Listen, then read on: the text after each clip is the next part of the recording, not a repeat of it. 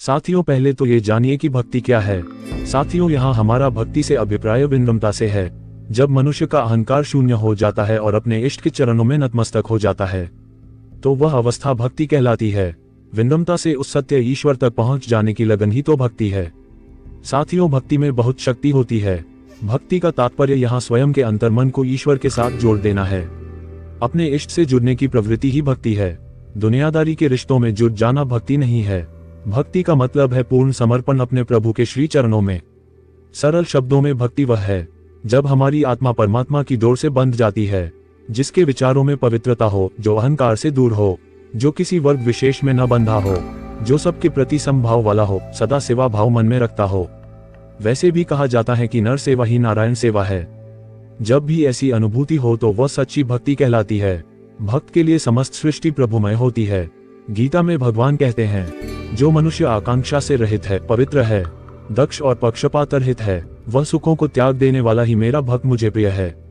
परंतु अफसोस ये कि इस दौड़ती भागती और तनाव भरी जिंदगी में हम कई बार प्रार्थना में भगवान से भगवान को नहीं मांगते, बल्कि भोग विलास के संसाधनों से ही तृप्त हो जाते हैं। जब व्यक्ति दुनियादारी से दूर हटकर अपनी महत्वाकांक्षाओं को नियंत्रित करता है, तभी उसकी चेतना जागृत होती है और प्रभु भक्ति में ईश्वरीय भक्ति साकार होने लगती है। साथियों, भक्ति तो मीरा ने की, भक्ति की है महाप्रभु ने, बुद्ध ने, महावीर ने, इन सभी ने संसार की विलासिता को त्याग कर अपने ईश्वर की भक्ति की। साथियों, जब सब लोग रात में सो जाएं और उस समय भी जिसके मन में अपने भगवान को पाने की आवाज उठे, तो जान लो वही है सच्चा भक्त। भक्त सही मायने में सुख और आनंद का पर्याय है। जब आपकी कामना या प्रार्थना आपके भगवान में रम जाए तो यही है भक्ति। भक्ति एकमात्र ऐसा है जो हृदय से यदि भगवान को याद करे तो भगवान भी स्वयं को उसके अधीन कर देते हैं।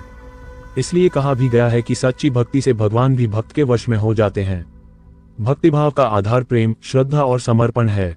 भगवान ने तो झूठे किए बेर भी प्रेम और भक्तिभाव के कारण खाए थे। मन में भक्तिभाव के उठने के बाद भक्त के व्यक्तित्व के नकारात्मक गुण दूर हो जाते हैं और उसके व्यक्तित्व का उत्सर्जन होने लगता है। भक्त अहंकार से मुक्त होकर अपनी अंतर्मन की चेतना में ईश्वर की अनुभूति करने लगता है। निस्वार्थ भाव से ईश्वर की भक्ति करना ही सच्ची भक्ति है और यही हमारा परम कर्तव्य है। प्रभु का सच्चा भक्त वही है जो भगवान से ही प्रेम करता है, सच्चे हृदय से उन्हें याद करता है, किंतु उनसे संसार की कोई वस्तु नहीं मांगता। वह प्रभु से कहता है कि हे प्रभु, मुझे सिर्फ आपका प्रेम चाहिए। ईश्वर की सच्ची भक्ति करने का एकमात्र मार्ग अपने अंदर झांकना है। जब तक हम अंतर्मुखी नहीं होंगे तब तक ईश्वर की सच्ची भक्ति नहीं हो सकती है। मनुष्य के अंदर जो मानसिक विकार है, काम, क्रोध, मद एवं लोभ, उस पर विजय प्राप्त करके ही हम आध्यात्मिकता के मार्ग पर अग्रसर हो सकते हैं। वर्तमान समय में अधिकांश लोग कर्मकांड को करना ही ईश्वर की भक्ति समझते हैं। प्रत्येक धर्म के अंतर्गत कुछ न कुछ कर्मकांड का निर्धारण किया गया है, परंतु प्रत्येक धर्म की मूल भावना सच्चाई, ईमानदारी, संयम एवं सदाचार पर चलने की है। मंदिर, मस्जिद या गिरजाघर जाने मात्र से ही आध्यात्मिक विकास नहीं होगा। आत्मिक एवं मानसिक उन्नति करके ही व्यक्ति ईश्वर की आराधना के मार्ग पर आगे बढ़ सकता है। आज समाज में अशांति, हिंसा एवं लूटमार फैली हुई है। इसके पीछे मूल कारण व्यक्ति का नैतिक पतन ही है। अपने निजी स्वार्थ की पूर्ति के लिए न्यायतिकवाद से वशभूत होकर व्यक्ति कोई भी कुकर्म करने के लिए तैयार है। इस अराजक स्थिति का मूल कारण व्यक्ति का नैतिक पतन होना है। अतः धर्म का मर्म समझते हुए व्यक्ति को आत्मिक उन्नति पर ध्यान केंद्रित करना चाहिए। तभी जाकर के व्यक्ति ईश्वर की सच्ची भक्ति कर सकता है। कहते हैं भक्ति में इतनी ताकत होती है कि वो इंसान को परमात्मा तक पहुंचने के लिए विवश कर देती है।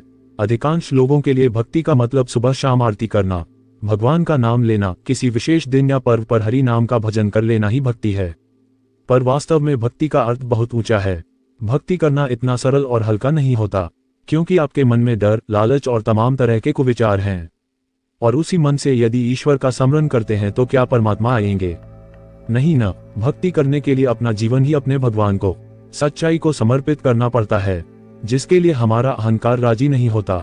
ये तमाम तरह के बहाने खोजता है सच्चाई का जीवन जीने से बचने के लिए। पर जिसमें ये साहस होता है, जो ये जानकार कि जीवन में क्या पाने लायक है और क्या करना उसका धर्म है, फिर वह व्यक्ति हिम्मत जुटाकर उस काम को करना शुरू कर देता है। और इस तरह जब उसकी जिंदगी अपने स्वार्थ के लिए नहीं बल्कि धर्म की खातिर चलती है तो वह वास्तव में परमात्मा का भक्त बन जाता है और उसे परमात्मा जीते जी इसी जन्म में मिल जाते हैं। भक्ति निश्चलता को कहते हैं। सच पूछा जाए तो भक्ति समर्पण है, और जहाँ समर्पण होता है वहाँ तर्क वितर्क नहीं होता। समर्पण में प्रश्न नहीं पूछा जाता। जिस प्रकार जब तक नदी सागर में मिल नहीं जाती है तब तक इठलाती बलखाती हुई चलती है, लेकिन जो ही सागर में मिलती है नदी के मन के सारे प्रश्न समाप्त हो जाते हैं और वह शांत हो जाती है।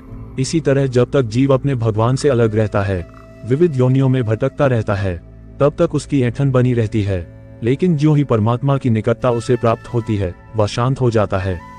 उसे छलांग लगाने की न कोई आवश्यकता है और न कोई संभावना है। ये जो सारा संसार दृश्यमान हो रहा है वह माया के कारण विभिन्न रूपों में दिख रहा है। इसी माया के त्याग को भक्ति कहते हैं। जब कोई भक्त प्रभु से मिलता है तो उसे किसी विधि का ज्ञान नहीं होता। भक्ति ईश्वर के प्रति समर्पण भाव है। ईश्वर की भक्ति में इतनी शक्ति होती है कि जो उसकी आराधना करते हैं भव से पार उतर जाते हैं। भक्ति ईश्वर के प्रति प्रेम का प्रगाढ़ रूप है। भगवान से मांगना हो तो भक्ति प्रेम से मांगना चाहिए। भक्ति ननों से नहीं होती है, नहीं तो सूरदास ईश्वर के भक्त ना होते। एक बार सूरदास जी से किसी ने कहा कि आप हर रोज मंदिर आते हैं जबकि आप देख नहीं सकते।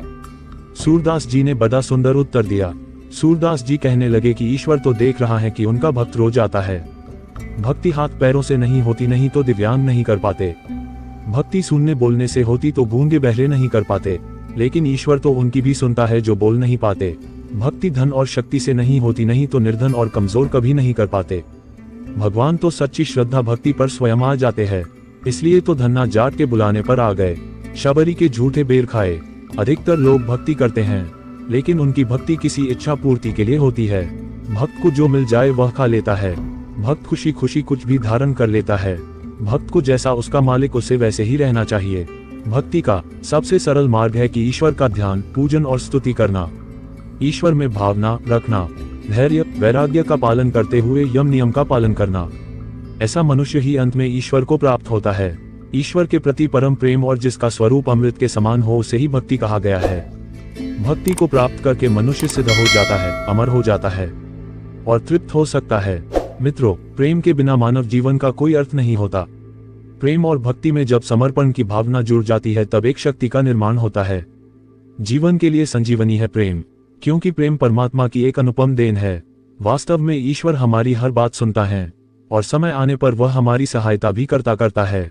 भक्ति प्रेम का प्रगाढ़ रूप है, इसलिए परमात्मा के साथ प्रगाढ़ प्रेम से जुड़ो।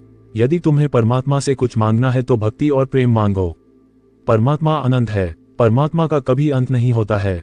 मनुष्य जीवन पाकर परमात्मा से जुका परमात्मा से एकाकार हो जाने का अवसर मिला है। प्रेम और भक्ति में लीन हो गए तो ध्यान, आत्मबोध, आत्मज्ञान साधना अपने आप हो जाएगी।